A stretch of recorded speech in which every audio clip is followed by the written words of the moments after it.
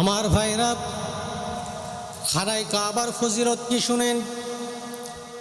বিশ্বনবী মুহাম্মদুর রাসূলুল্লাহ সাল্লাল্লাহু আলাইহি সাল্লাম তিনি বলেছেন, ও আমার সাহাবীরা, ও আমার উম্মতি মুহাম্মাদি, শুনে রাখো, খানায় কাবাকে কোনো ব্যক্তি যদি দূর থেকে একটাবার দেখতে পারে, আমার আল্লাহ রাব্বুল আলামিন তার মনের নেক এবং জায়েজ আশা খানা তিনি কবুল করে নেবেন। জোরে বলুন সুবহানাল্লাহ।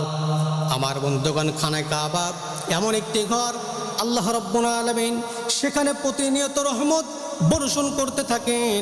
আমার বন্ধুগণ, একটি হাদিসের ভিতরে আল্লাহ রাব্বুল আলামিনের নবী বলেন, খানায় কাবাকে কেন্দ্র করে আল্লাহ রাব্বুল আলামিন প্রতিদিন 120টা রহমত নাজিল করেন।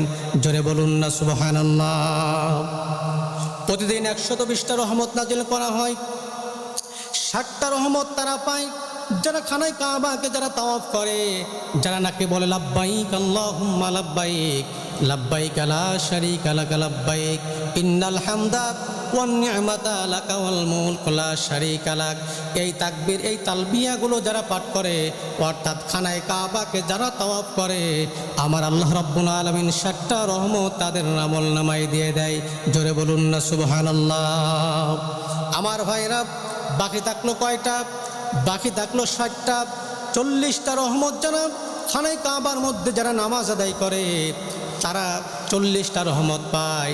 আর বাকি 20টা রহমত তারা পায় যারা নামাজ পড়ে না, যারা তাওয়াফও করে না, যারা নাকি খানা কাবার দিকে যারা তাকিয়ে থাকে, আমার আল্লাহ রাব্বুল আলামিন এই 20টা রহমত তাদের আমলনামায় দিয়ে দেন। জোরে বলুন সুবহানাল্লাহ।